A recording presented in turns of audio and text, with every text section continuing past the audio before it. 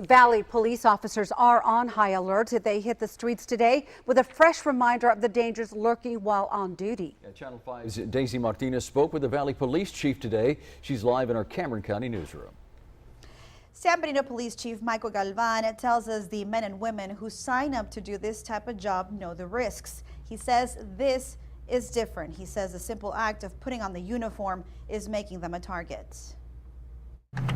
San Benito Police Chief Michael Galvan tried to make this as typical a Monday as possible. I, kiss my wife and daughter goodbye and, come to work for the day. It wasn't. On his mind was the deadly shooting of a San Antonio police detective, Benjamin Marconi, Sunday night. He was murdered outside the San Antonio Police Department as he was writing a ticket. It was a targeted event, and that it was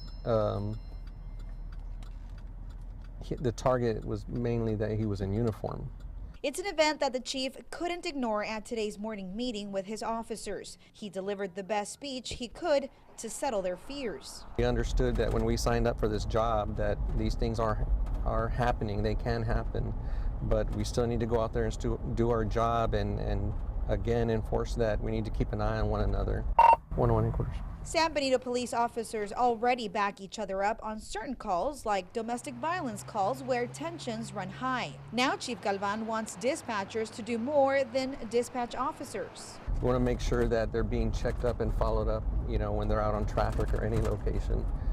Right now, we need to start checking on our officers more frequently on the radio to make sure everybody checks in.